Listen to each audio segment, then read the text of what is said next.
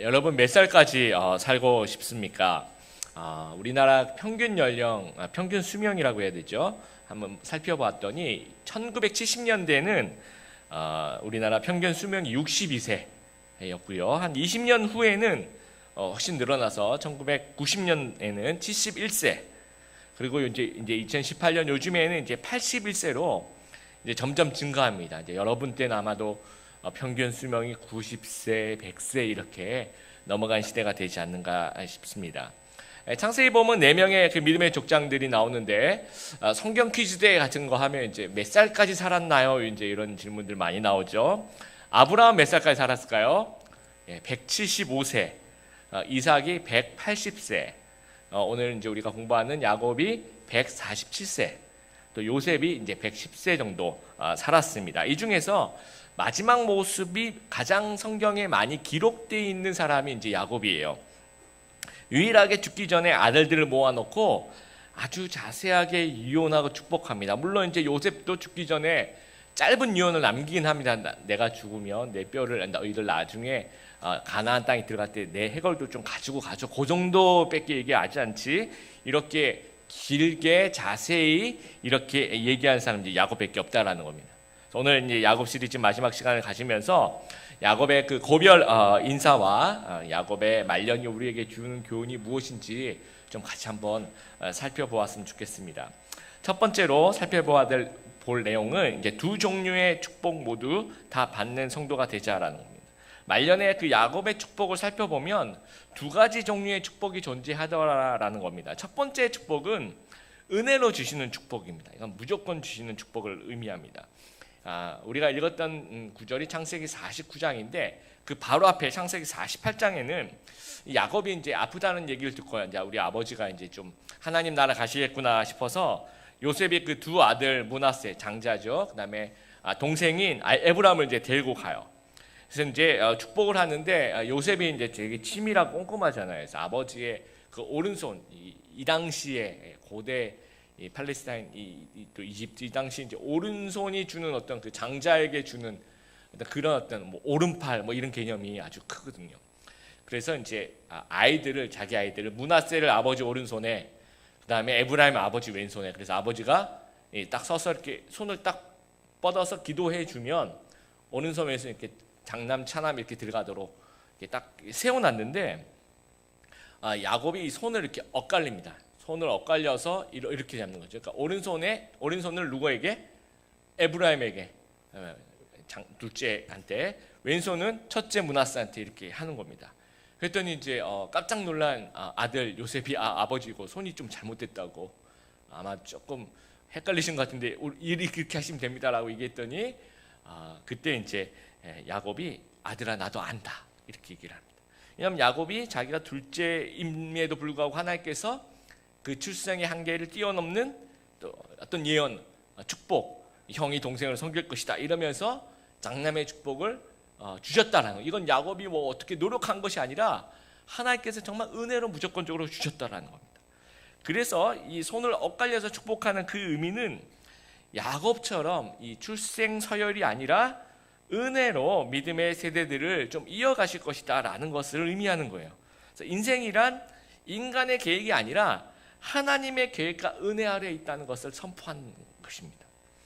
그리고 이제 16절부터 아까 우리가 좀 길게 읽었었는데 어떤 그 아들들 12아들들에 대한 이제 축복을 이제 계속 해주잖아요. 근데 이제 야곱의 그 부인들이 이제 레아와 라헬이 좀 이렇게 뭐 정실 부인이라고 얘기해야 될까요? 그럴 수 있는데 그리고 이제 라헬의 여종 비라에게서 난 자녀들이 단과 납달리고 레아의 여종 비라에게서 난 아들들이 갓과 아셀인데 이 아들들에 대해서 이제 우리가 언뜻 생각하면 뭐 이렇게 정실 레아의 자손이나 라헬의 자손은 굉장히 많이 축복해주고 이 친구들은 그냥 조금만 축복해주거나 아니면 약간 찌끄러기 아니면 조금 너희는 축복에서 제외됐어 이렇게 인간적으로 생각할 수 있으나 출생 환경과 전혀 상관없는 축복을 하게 됩니다. 이 16절 여러분 한번 보세요. 단에게 이제 축복을 하는데 다른 이스라엘 지파들처럼 자기 백성을 다스릴 것이다 라고 얘기를 합니다. 그리고 21절 여러분 보시면 비라의 아들 납달리죠. 납달리는 사랑스러운 새끼 사슴들을 품에 안고 뛰노는 암사슴이다. 굉장히 좋은 말입니다. 그 다음에 그 레아의 여종 실바가 난 아들 갓을 보세요. 19절에 보면 도둑이 갓을 공격할 것이다. 하지만 갓은 도둑들과 싸워 이겨 도망가게 할 것이다. 뭔가 승리를. 또 20절 아셀의 땅에는 좋은 식물이 많이 나올 것이며 그에게서 왕께 바칠 음식이 나올 것이다 하면서 이 출생 성분과 전혀 상관없는 그런 무조건적인 축복을 하나님께서 보여주시고 있다라는 것. 그 외에도 이제 성경에는 순서가 뒤바뀌는 경우가 굉장히 많아요. 뭐 가인과 아벨이 뒤바뀌죠, 그렇죠? 이스마엘과 이삭이 또 뒤바뀌죠. 이게 무엇을 의미합니까? 하나님께서 우리에게 주시는 축복 중에 중요한 부분은 무조건적인 그런 은혜가 있다라는 겁니다. 그러니까 우리에게 또 불가항력적인 환경을 만날 때가 있잖아요. 그때 하나님의 은혜는 그것을 뛰어넘게 만들어주는 거예요. 여러분, 우리 안에 그 어떤 변하지 않는 사실이 있죠. 내가 가난하다든지, 아니면 내가 태어날 때 뭔가 부모님이 도움을 받지 못하는 흑수저로 태어났다든지, 아니면 스펙이 요즘에 그 스펙이 좀 안 좋다 할 때 이제 저질 스펙이라는 단어 많이 쓰잖아요. 저질 스펙을 가졌다든지, 아니면 남들은 탁월한 게 뭔가 다 하나씩 있는데 나는 그런 게 없어요. 그냥 평범하다. 능력도 그냥 평범하고, 외모도 그냥 모든 사람들이 자기 외모는 평범하다고 생각하는 경향이 있어요. 그 외모는 그럼 중은 된다라고, 중상 이렇게 중은 된다라고 생각을 합니다.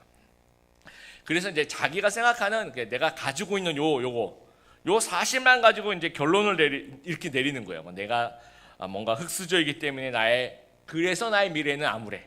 나는 스펙이 별로 안 좋고 탁월하지 않고 잘하는 능력이 없으니까 나는 성공을 못할 거야 라든지, 나는 외모도 좀 평범하고 다른 무엇인가 남들보다 뛰어난 게 없으니까 나는 그냥 앞으로 혹시 내 인생이 불행해질 거라고 나는 생각해 라고 내가 스스로 결론을 낸다라는 거죠. 그런데 우리 하나님의 사람에게는 그렇게 결론을 내려서는 안 되는 이유가 이 사실에서 결론이 나오지 않고 사실 플러스 뭐가 있냐면 은혜가 있는 거예요. 은혜와 도우심이 있다라는 거예요. 전혀 새로운 결론을 내리는 거예요. 여러분, 야곱을 보세요. 야곱이 정말 큰 부자가 되고 나중에 이제 이런 족장이 되려고 이제 처음에 야곱이 가진 것만 생각하면 그렇게 되게 암울합니다. 가진 게 없어요. 맨날 속이기만 하고 도망가고, 그렇죠? 그럼에도 불구하고 그 순간순간에 하나님의 은혜가 있기 때문에 결론이 다르게 쓰여질 수 있다라는 겁니다. 그래서 한번 따라해 보겠습니다. 결론은 하나님이 내리는 것이다. 우리가 내가 이러니까 이럴 거라고 내가 결론 내리지 않는 여러분 되었으면 좋겠습니다. 그래서 우리 주일 설교 노트에 베드로전서 5장 7절 나와 있죠. 같이 한번 읽어보겠습니다. 시작. 너희 염려를 다 주께 맡기라. 이는 그가 너희를 돌보심이라. 여러분, 내가 가진 것에 그것만 가지고 실망하지 말고 하나님의 은혜와 도우심, 이렇게 무조건적으로 주시는 이 은혜를 간구하고 그렇게 해주시기를 기대하는 여러분들 되시기를 바랍니다. 축복, 두 번째 축복은 분량대로 주시는 축복입니다. 여러분, 1절하고 2절 한번 보세요. 야곱이 자기 아들들을 불러 말했습니다. 이리로 오너라. 너희에게 앞으로 무슨 일이 일어날지 말해주마. 야곱의 아들들아 와서 들어라. 너희 아버지 이스라엘의 말에 귀를 기울하면서 이제 계속 들어라 와라, 이제 이런 얘기를 해요. 그러면서 이제 한 명 한 명 이제 얘기를 해주는데, 들어보면 이게 축복 같기도 하고 저주 같기도 하고 좀 그렇습니다. 여러분, 제일 먼저 맏아들 이제 르우벤한테 이제 처음에 너는 맏아들이다. 넌 나의 힘이요 내 능력의 첫 열매고 넌 가장 높고, 여기까지는 분위기 좋습니다. 4절에 보면 하지만 너는 물처럼 제멋대로라. 앞으로 으뜸이 되지 못할 것이다. 이 거의 저주에 가깝죠, 그렇죠? 그 다음에 이제 5절로 넘어가면 레위와 시므온과 레위, 이제 둘째와 셋째를 같이 그들은 칼을 휘둘러 거친 일을 했다. 나는 그들이 하는 비밀스러운 이야기까지 가지 않을 것이며 그들과 만나 나쁜 일을 꾸미지 않을 것이다. 그들은 화가 났다고 사람들을 죽였다. 그들은 장난삼아 소의 다리를 못 쓰게 만들었다. 그러면서 노여움이 심하고 지나치게 잔인하여 그들에게 저주가 있을 것이다 하면서 저주를 얘기합니다. 그렇죠? 그런데 이제 10절 이렇게 보면 유다가 나와요. 보세요. 10절 유다에게서 왕이 끊이지 않을 것이며 하면서 10절, 12절, 11절, 12절은 유다에 대한 칭찬을 엄청 하고 있습니다. 왕이 끊이지 않고 막 다스릴 자가 계속 나오고 막 이런 얘기들. 또 22절부터는 요셉에 대해서 이제 26절까지 굉장히 긴 절을 할애해서 요셉에게 여러분 잘 아시는 그 우리 야곱의 축복 노래에 나오는 너는 담장 너머로 뻗은 나무 하면서 나오는 그 축복을 하고 있는 거예요. 담위에 무성한 포도나무가 막 뻗어 나가는 것을 축복을 해주시는 겁니다. 그럼 이게 뭐 저주냐 축복이냐 이것을 생각할 때 야곱의 예언을 이해할 때 우리가 좀 생각해 봐야 될 것이 이런 거예요. 이 구절에서 야곱의 예언은 100% 결정된 통보는 아니라는 겁니다. 다른 말로 하면 경고 같은 예언이라고 보면 돼요. 이게 아버지의 마음이라고 생각하면 돼요. 우리 아버지가 이제 아들에게 해주는 이야기니까.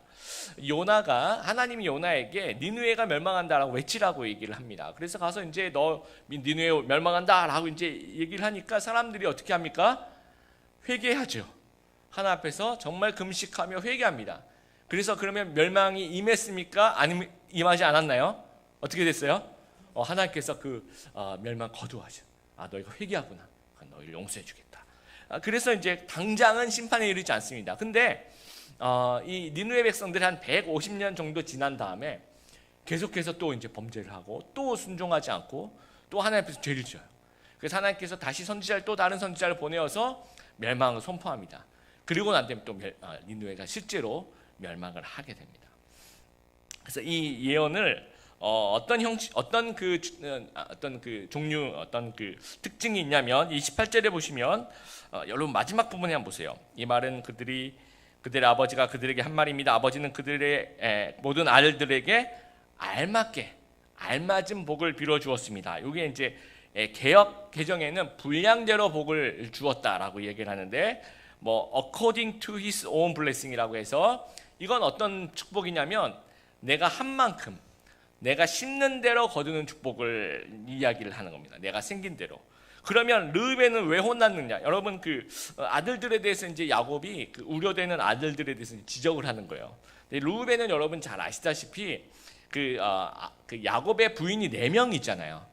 그 중에 빌하라는 이제 부인이 있었는데 그러니까 자기한테는 이제 뭐랄까요? 그냥 어머님들 중에 한 분인 거죠. 근데 이 빌하와 이 어떤 불륜 사건이 벌어서 아버지의 침상을 저랩했다라는 얘기입니다.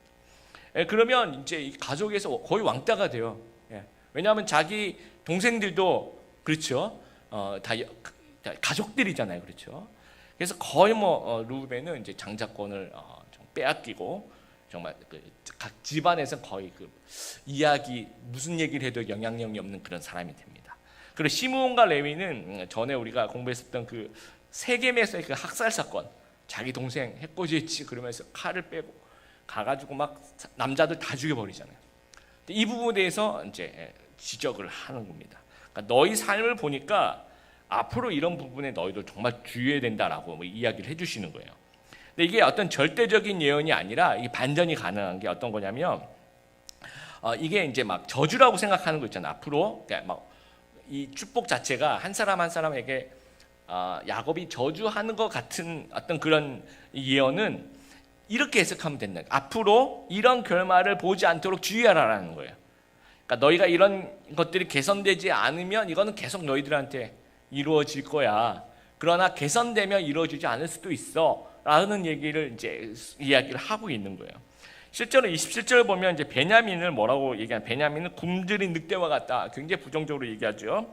아침에 사냥한 것을 먹으며 저녁에는 사로잡힌 것을 찢는다라고 얘기합니다. 실제로 이제 시간이 오래 지난 후에 사사기 20장에 보면 베냐민 지역에서 이제 어떤 사건이 일어났는데 그 어떤 그 레위인의 첩을 베냐민 사람들이 집단 그 어떤 강간을 해요. 그래서 이제 죽게 돼요, 이 여인이. 그래서 이 레위인이 너무 화가 나서 이 시체를 12토막으로 나눠서 지파들에게 보냅니다. 그래서 이제 지파들이 이런 일이 있냐, 우리 다 와가지고 이제 되게 다혈질이거든요. 막 이제 우리 다 모여 있으니까 베냐민 지파들이 이제 미안해, 그럼 내 거를 왜 우리 지파한테 왜 너희가 왜 덤벼들어? 한번 붙을래? 그래서 이 나머지 11지파와 레위 지파 베냐민 지파 전쟁을 해요. 근데 이게 이길 수가 없는 전쟁이잖아요, 그렇죠? 그래서 거의 10만 명 가량이 목숨을 잃고 거의 베냐민 족속은 거의 이제 멸절되다시피 거의 그 수만 붙어 있는 그 아주 작은 지파 중에 작은 지파로 전락하는 그런 일들이 일어나게 됩니다. 그래서 너희 삶을 보니까 이런 부분 조심하라는 거예요. 근데 이제 이게 잘하면 또 축복으로 바뀔 수 있어요. 아까 시므온과 레위가 그 아버지한테 되게 혼났잖아요. 레위 같은 경우에 출애굽기 32장에 보면 모세가 이제 시내산에 올라갔다 내려와 보니까 백성들이 금송아지를 만들어서 우상 숭배를 하고 있는 거예요. 그래서 이제 모세가 백성들에게 너희들을 칼을 차고 나오라고 이제 얘기를 합니다. 왜냐하면 우상 숭배자들을 이제 칼로 이제 죽이겠다. 근데 이제 생각해 보니까 다들 자기 그 우상 숭배한 사람이 다 자기 친구고 또 자기고 다 연루되어 있는 거예요. 자기 엄마 아빠고. 그러니까 누구 하나 용기 있게 나서지 않는 때 칼을 차고 나온 사람들이 이제 레위 지파 사람들. 그러니까 본인에게 있는 그 다혈질의 그 어떤 성격을 하나를 위해서 사용하는 거죠. 그래서 칼을 차고 나와서 모세의 명령대로 정말 그 우상 숭배자들을 이제 진멸을 하게 뭐 몇천 명을 죽이게 됩니다. 그러면서 이제 하나님의 어떤 그 멸망하시려고 하는 그 심판을 좀 달래고 그러면서 그 자원하는 마음으로 하나님께 대한 충성을 보여줍니다. 그래서 하나님이 그 사건 이후에 성전 봉사하는 그 지파를 이제 레위에게 이제 맡기시는 그런 어떤 반전이 또 일어난다라는 겁니다. 다 축복하고 있는 잘하고 있는 아들들에게도 축복을 해. 앞으로 더 잘해라. 유다도 축복받죠. 그렇죠. 가장 축복을 많이 받는 지파 중에 하나인데 유다는 이제 요셉이 이제 형님들이 이제 요셉을 죽이자 그러다가 죽이지 말고 이제 구덩이에 가두자 그래서 구덩이에 가두고 있다가 이제 어떤 상인들이 지나가니까 유다가 이제 생각해 보니까 이걸 가만히 놔두면 형들이 얘를 죽일 것 같은 거예요. 그러니까 얘들 죽이지 말고 그냥 팔아버리자 하면서 이집트로 가는 그 이스마엘 상인들한테 이제 살려서 팔게 됩니다. 그리고 난 다음에 이제 나중에 이 요셉이 이제 국무총리가 되죠. 근데 먹을 걸 사러 이제 형들이 이제 오게 됩니다. 이집트로. 그러면 뭐 누군지 모르니까 이제 요셉이 보니까 우리 형들인 거예요. 그래서 그 중에서 이제 제일 이제 볼모로 누굴 잡아요. 누굴 잡을까요? 원래는 첫째를 잡아야 될 거예요, 장남을. 근데 이제 루벤을 너무너무 잘 알죠. 루벤은 이제 집 밖에 내놓은 자식이니까 둘째 시몬을 잡아요. 그러고 난 뒤에 나머지는 돌려보내면서 너 베냐민 데리고 와. 베냐민 안 데리고 오면 이제 나를 볼 수가 없어. 이것도 안 풀어줄 거야. 그렇게 갑니다. 그래서 이제 갔다가 이제 야곱에게 보고를 하고 베냐민을 좀 데리고 좀 가야 되겠다. 아버지가 요셉도 잃었는데 베냐민을 어떻게 보내냐 하면서 안 보내죠. 그리고 있을 때 이제 르벤이 가서 아버지 정말 제가 책임질 테니까 베냐민 데리고 좀 내려갑시다. 이제 이렇게 얘기하니까 안 들어요, 야곱이. 그러니까 르벤은 누가 뭐라 그래도 아무도 안 들어요.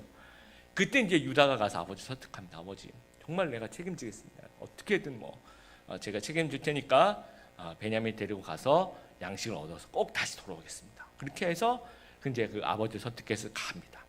갔더니 이제 요셉이 이제 하나의 그 뭐랄까요? 어떤 트랙을 사용하는 거죠. 이 어떤 형들이 정말 동생들을 사랑하는 마음이 있는지 보고 싶어요. 자기를 또 팔 그런 어떤 성향을 갖고 있는지 아니면 반성했는지 그 좀 보고 싶어서 베냐민을 딱 붙잡아요. 여러 가지 트릭을 써서. 그랬더니 그때 이제 요셉 앞에 막아서서 정말 잡으려면 자기를 잡아가지 얘를 잡아가면 우리 아버지 큰일 납니다. 막 울면서 막 사정사정하는 게 유다예요. 그렇게 사정사정하는 모습을 보고 요셉이 눈물을 터뜨려요. 막 완전히 쌓여있던 것들이 완전히 터지면서 이제 형제들이 얼싸안고 서로 용서하고 화해하고 이제 그런 장면들이 나옵니다. 그래서 역대상 5장에 보면 유다가 형제 중에서 탁월하다라고 이제 평가를 하고 있습니다. 요셉은 여러분 너무너무 잘 알죠, 그렇죠? 이 노예가 되어서 또 죄수가 왜 됩니까? 죄 짓지 않으려고 하나님 앞에서 범죄하지 않으려고 그 보디발의 아내를 피하다가 억울한 누명 쓰고 이제 죄수가 됩니다. 그리고 국무총리가 돼요. 그래서 그 루벤이 잃었던 그 장자권은 요셉이 이제 가져가게 됩니다. 그리고 왕국 분열 후에 이제 북쪽 이스라엘과 남쪽 이스라엘이 되죠. 그럼 북쪽 이스라엘은 에브라임, 그러니까 요셉의 아들인데 요셉의 아들 중에서 야곱이 손을 엇갈려서 이렇게 축복을 했죠, 그렇죠? 그러니까 에브라임이 거의 그 장자권을 행세합니다. 굉장히 대표적인 지파로 성장하고 남쪽 유다는 유다 지파가 대표적인 지파로 성장합니다. 근데 여기까지는 좋았는데 이 축복도 못하면 이 저주로 바뀌는 거예요. 북쪽 이스라엘, 남쪽 유다 다 마찬가지로 하나님 보시기에 죄를 계속 불순종하고, 그래서 불순종으로 왕국이 차례대로 망해. 북쪽은 북쪽대로 먼저 망하죠. 그 남쪽은 남쪽대로 망하고. 그래서 여러분 그 주보의 설교 노트에 있는 시편 18편 24절부터 26절까지 다 같이 한번 읽어보겠습니다. 시작. 그러므로 여호와께서 내 의를 따라 갚으시되 그의 목전에서 내 손이 깨끗한 만큼 내게 갚으셨나이다. 자비로운 자에게는 주의 자비로우심을 나타내시며 완전한 자에게는 주의 완전하심을 보이시며 깨끗한 자에게는 주의 깨끗하심을 보이시며 사악한 자에게는 주의 거스르심을 보이시리니 하면서 심는 만큼 주시는 그 축복에 대해서 설명하고 있는 거예요. 이런 면이 있다라는 겁니다. 어떤 은혜는 무조건적으로 주시는 게 있고요. 또 어떤 은혜는 우리의 분량대로 알맞게 또 우리가 노력한 만큼 그렇게 주시는 그런 축복이 있다라는 겁니다. 이게 다 보완 관계에서 둘 다 있어야 된다라는 거예요. 만약에 나는 나 노력도 안 해, 막 은혜만 있어. 그러면 이 사람은 정말 이렇게 막 넘어질 듯 하면서 하나님 은혜로 겨우 버틸 뿐이지 정말 목숨만 부지하고 있는 그런 모습인 거예요. 우리 주위를 한번 보세요. 어떤 사람은 하나님이 도우시면 전혀 구하지도 않아요. 그냥 내 힘으로 그냥 살려고 해요. 분량만 있는 거죠. 막 근면 성실해요. 굉장히 노력도 열심히 해요. 하지만 하나님이 도우심이 없으니까 뭐랄까 이렇게 말로 설명할 수 없는 똑같은 노력을 했는데 잘 안 풀리는 경우가 많다라는 거죠. 그래서 이 하나님으로부터 이 두 가지 축복을 다 받아 누리신 여러분 되시길 바랍니다. 여러분 노력도 해야 되고 그러면서 하나님의 도우심을 또 간구도 해야 된다는 거예요. 여러분 제가 일주일 동안 설교를 준비하면서 제가 20시간 이상은 설교에 투자를 해요. 근데 제가 20시간 투자하는 거 이게 저희 분량이죠, 그렇죠? 근데 그것만 가지고는 안 돼요. 왜냐하면 하나님이 정말 불강력적으로 여러분의 그 마음을 확 열어 주셔야지 어떤 말씀을 하더라도 여러분이 은혜를 받은 거거든요. 그렇다고 내가 그러니까 하나님 은혜가 필요해. 그러면서 20시간이 아니라 20분 이렇게 딱 이렇게 쫙 피는 이렇게 나오는 거. 우리에게 한 아이가 태어날 것이기 때문에 여기 제가 지금 방금 피니까 이사야 9장이 나오네요. 하나님이 그 아들에게 그래 아들이 중요해. 여러분 저희한테 아들이 있습니다. 뭐 이런 식으로 뭐 아무 말 대잔치 이런 거 막 하고 은혜만 막 강구하는 거예요. 그렇다고 하나님께서 그럼 무조건 은혜만 주고 그런 것도 아니라 나는 나대로 준비 열심히 하고 그리고 내 준비가 끝나면 이제 저는 그래요. 토요일 정도 이제 준비가 끝나면 이제 덮어놓고 기도를 하나님 저 이제 더 이상 제 머리로는 한계입니다. 여기까지가. 그리고 이 다음부터는 하나님이 우리 성도들의 마음을 활짝 열어주셔야지 은혜를 받지 않으면 큰일 납니다. 이 두 가지가 같이 갔을 때 하나님이 역사하신다는 사실들을 여러분 꼭 기억하게 되길 바랍니다. 그래서 불강력적인 그 한계를 극복하는 하나님의 은혜와 사랑과 축복을 여러분 늘 받으신 여러분 되시길 바라고 동시에 하나님께 순종하고 여러분이 하나님께 헌신하고 또 여러분이 정말 노력하고 성실히 섬기면서 분량대로 또 심은 대로 주시는 그런 축복을 받아 누리시는 귀한 성도님들 되시길 바랍니다. 두 번째로 나이 들수록 더 영적 권위를 가지는 성도가 되길 바랍니다. 여러분 시작이 중요할까요? 끝이 중요할까요? 우리나라 속담에는 시작이 반이다라는 속담이 있어서 이렇게 얘기하면 우리나라 분들은 거의 다 시작이 중요하죠 이렇게 얘기합니다. 여러분 그 전도서 7장 8절 주보의 설교 노트 한번 읽어볼까요? 시작. 일의 끝이 시작보다 낫다. 세상적인 시각은 그래. 업적에 관심이 있어요. 저 사람이 세계 최고야. 저 사람이 탁월한 재능을 가졌어. 저 사람이 높은 지위에 있어. 이것에 관점을 가져요. 근데 인생 자체에 관심은 가지지 않는 거예요. 이 사람이 그러면 그 업적을 정말 이룬 후에 후반부에 이 사람의 말년이 어떻게 됐는지 그 관심이 없어요. 그런데 성경적인 시각은 업적이 아니라 인생 그 자체에 깊은 관심을 가지는 거예요. 처음에는 그 별 볼 일 없는 그 죄인이 예수님 믿고 나중에 점점 성화의 삶을 사는 그 과정에 초점을 맞춘다라는 거죠. 그 성경의 인물들 보세요. 여러분 히브리서에 나와 있는 그 믿음장 같은 데 보시면 이 사람이 훌륭하다, 이 사람이 훌륭하다라고 평가하는 성경이 평가하는 사람들을 보면 세상에서 유명한 사람, 제국의 왕 이런 사람들 거의 없습니다. 그러니까 성경은 그런 사람들 별로 관심이 없어요. 뭘 하든지 간에. 근데 성경에서 관심을 보이는 하나님이 보시기에 주목하는 사람은 뭔가 세상적으로는 초라해 보이지만 믿음의 사람들, 이런 사람들에게 하나님께서 관심을 가지신다는 거예요. 여러분, 야곱이 처음에 멋있었습니까? 안 멋있어요. 막 도망치고 속이고 사기치고 사기당하고 막 정말 어떤 무엇인가 멋있다라고 얘기할 수 있는 것들이 전혀 없는 그런 사람인데, 점점 하나님을 만나면서 이 말년에 되면 바로에게 만나서 바로에게 막 축복을 해요. 그리고 자녀들에게도 막 이 축복한 이 장면 자체가 너무너무 멋있는 것 같아요. 권위가 있어요. 그러니까 야곱이 정말 좋게 변한 거예요. 정말 점점 멋있어지는 야곱이었다라는 거예요. 그러니까 눈에 띄는 어떤 세상적인 큰 업적은 없었죠. 아브라함처럼 모리아산에서 자식을 바친다든지, 아니면 요셉처럼 국무총리가 됐다든지, 이런 건 없지만, 아까 이전에 여러분께 말씀드렸던 그 첫 번째 축복과 두 번째 축복이 차근차근 쌓여가면서, 특히 그 두 번째 축복이 점점 쌓여가면서 분이엘에서 하나님 붙잡고, 야복강에서 하나님과 씨름하고, 베델에서 하나님께 예배드리고, 이런 어떤 결단, 헌신, 이런 것들이 막 쌓여가면서 야금야금 나이가 들수록 영적 권위를 가진 족장이 되어 있었다라는 겁니다. 이희돈 장로님이라는 분인데, 그 간증이 굉장히 유명한 분이신데요. 아시아계에서 최초로 세계 무역센터 옆에, 지금은 지금은 없죠. 그 쌍둥이 빌딩, 그 9.11 사태 있었던 그 빌딩에 있는 그 부총재로 이제 역임을 하셨고, 경제학 박사인데, 이분의 이제 간증을 보면 참 저희가 좀 생각해 봐야 될 부분들이 있는데, 유학을 결심하고 부모님한테 이제 유학을 가겠다고 했대요. 그랬더니 알겠다, 내가 보내주겠다라고 얘기하면서 출발하는 날, 그러니까 편도 비행기표를 하나 딱 사주고, 그 다음에 봉투 하나를 이렇게 주시더래요. 그래서 이분이 그리고 이제 이건 지금 읽지 말고 비행기가 딱 출발하면 읽으라고. 그래서 이제 생각할 때, 그래, 유학 가니까 아들이 유학을 가는데 뭐 우리 집에 이렇게 못 사는 집도 아니고, 이게 수표인가 보다. 굉장히 얇은 거 보니까 이 안에 어떤 무슨 생활비라든지 뭐 이런 게 들어있는, 학비가 들어있는 수표가 들어있어요. 너무 얇으니까 봉투 안에. 그렇게 생각하고, 아니면 뭐 그 안에 뭐 누구 뭐 연락처라든지, 아니면 금융에 대한 뭐 은행을 어떻게 어디서 개설하면 뭐 내가 한국에서 붙여줄게, 뭐 이런 것에 관련된 그런 게 있을 거라 생각하고, 조심스럽게 뜯어서 딱 보니까 글씨가 써 있는데 이렇게 써 있어요. 너의 조상의 하나님이 너를 보호하실 것이다. 자, 이게 이제 제가 이번에 설교 준비하면서 이게 요셉에게 주셨던 축복이에요. 25절 여러분 보세요. 내 아버지 하나님께서 너를 도우시고라고 돼 있잖아요. 그렇죠? 이 야곱이 요셉에게 던 축복을 그냥 주고 있는 거예요.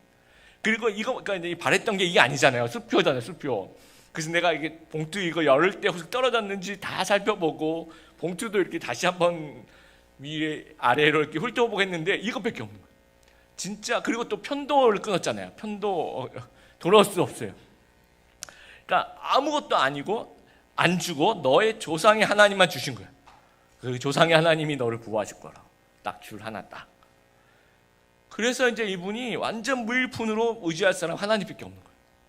그러면서 하나님 의지하면서 공부도 열심히 하셨고, 신앙이 정말 성장할 수밖에 없네요. 기도도 열심히 하고, 11조도 열심히 하고, 막 시간이 나면 모든 시간을 다 선교에 사용하셔. 나중에 이제 세계무역센터 협회 그 부총재 하실 때는 스케줄이 15분마다 하나의 스케줄이 있대요. 여러분, 15분마다 스케줄, 와, 그러면 뭐 먹는 거는 그런 스케줄을 한번 가져보신 적 있죠? 떡볶이 15분, 그 다음에 김밥 15분, 이런 거는 내가 가져본 적이 있는데, 뭐 아마 그 접견하고 막 그런 스케줄이겠죠. 15분만 한 번씩. 그리고 해외도 정말 많은 출장을 가는데 매일 새벽 예배를 온대요. 그 어마어마한 스케줄에도. 그리고 금요일 저녁에는 매일 철학기도. 여러분, 금요일 날 꼭 오십시오, 기도회. 그리고 재정의 11조, 그다음에 시간의 11조를 하나님께 드리겠다. 그래서 본인 이제 버는 것에 11조, 10의 1조, 10의 2조 뭐 하나님께 엄청 드리고, 1년에 몇십억을 하나님께 헌금을 드린 적이 있대요. 그리고 시간의 11조, 자기 시간의 10분의 1을 쪼개서 뭐 복음 전도에 또는 해외 선교에 그렇게 하나님께 드렸다라는 거.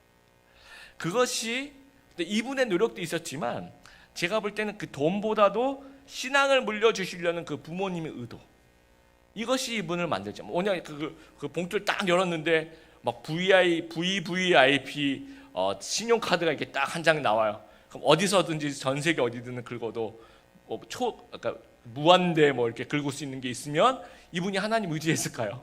교회도 안 나갔을 거예요 아무래도. 이거 신용카드가 나의 목자신이 내게 부족함이 없는데 뭐하라고 교회를 가겠어요? 이렇게 생각할 수 있다라는 거죠. 여러분 나중에 지금은 젊기 때문에 우리가 늙는다는 그런 생각을 못해도 그래도 여러분 작년 추석하고 올해 추석 보니까 나이가 많이 소화력이 많이 떨어지지 않나요? 그렇죠. 그리고 이제 출근하고 또 학교 가니까 몸이 예전 같지가 않죠.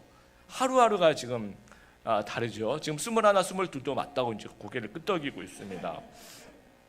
그래서 우리가 점점 이제 지금은 잘 못 느낄 수 있으나 시간이 지나가서 우리가 나중에 늙어서 이 자식들에게 무엇을 물려주는 부모가 될 수 있을까?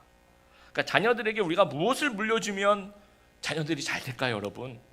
그래서 이제 많은 사람들이 우리 부모님이 재벌 1세였으면 좋겠다. 그럼 여러분이 재벌 2세, 3세. 근데 여러분 지금 우리 대한민국의 재벌 2세, 3세들 보세요. 정말 저희들이 걱정되잖아요. 막 TV 안 좋게 계속 나오고 감옥도 우리는 한 번도 안 가는데 그분 여러 번 갔다 오시고 그런 거 보면서 자녀들에게 재산을 물려주는 그게 의미가 있을까 싶어요. 그래서 미국 같은 데는 자녀들에게 유산 잘 안 남깁니다. 니네들 알아서. 그리고 사회 환원하거나 아니면 교회 환원하거나 기부를 하거나 그런 사람들이 참으로 많이 있어요. 자녀들에게 정말 신앙을 물려줄 수 있는 그런 여러분이 되었으면 좋겠어요. 이 말년의 야곱과 같이.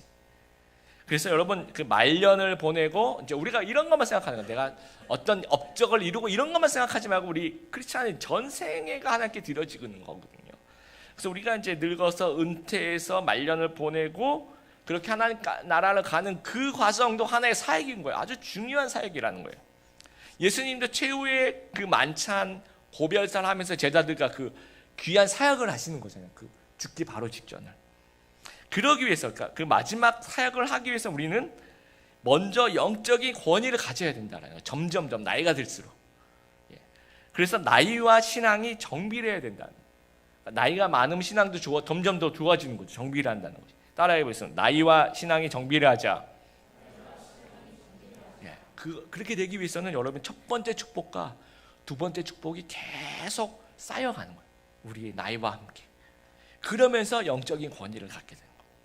그래서 말년에 우리 자녀들에게 정말 여러분 어떻게 기억되길 원하세요? 막 우리 아버님 생각해 보면 막 계속 고함 지르시고 막 섭섭해하시고 막 그랬던 걸로 기억나면 안 돼요.